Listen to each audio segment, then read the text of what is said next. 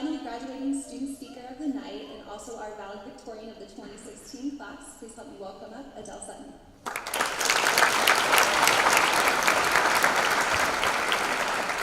Hi everybody. Year after year, millions of graduates receive their high school diploma. In fact, at this very moment, I believe hundreds of high school students are walking across the stage somewhere, receiving a piece of paper that closes one chapter and opens another. The sheer number of these graduates might cheapen the appeal of your walk across the stage. The sheer number of these graduates may stop you from applying for that job. The sheer number of these graduates may make you feel like just another face in the crowd, a singular fish in a vast ocean. I, for one, have struggled with my feelings of insignificance. There are so many people in this great world, smarter people, nicer people, prettier people. It's easy to feel hopeless. Perhaps one might feel as if their voice doesn't make an impact. It is easy to feel like a passive voice in the crowd, just another graduate, just another person in this endless cycle of birth and death. While these thoughts certainly aren't uplifting, I believe that at one point or another in our lives, we all grapple with these ideas. There's a quote my mom always used to say. It's a line by anthropologist Margaret Mead, perhaps one of her most famous quotes. Never doubt that a small group of thoughtful, committed citizens can change the world. Indeed, it's the only thing it ever has. I never realized the power of this quote until recently. In my political science class this semester, I had a teacher very involved in the community. I misjudged at first, thinking his attempts to influence a very stagnant outside world were perhaps a little fruitless. The idea that he could have any impact was silly. Who was he to try and make a change? He was only one person.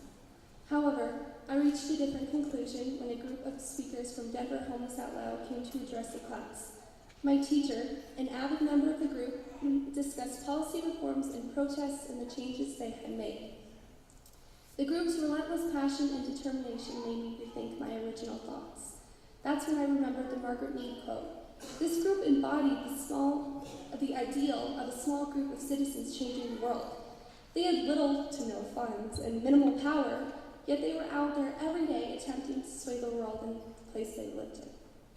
At times, I'm sure it seemed as if the majority were against their efforts, and perhaps they were. However, their small actions went against the masses and did create real change. They were standing up to something, creating power within their singularity. They were not lost in the crowd, they were not passive, they were not accepting what had been handed to them. They were actively creating something within their small group, attempting to make the world a little bit different. This example only serves as proof that you can make your own path. This group of students have already changed their lives by graduating. No matter their backgrounds, they have defied the odds to graduate and bring real change to their community and to their lives. You are that small group of citizens.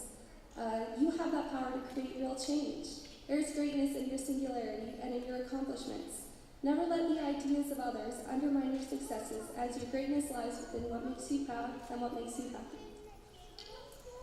I'm sure there's a couple of you who weren't sure if you were going to walk across the stage or not, but the fact that you're here right now, about to receive your diploma, proves your success and your profound impact.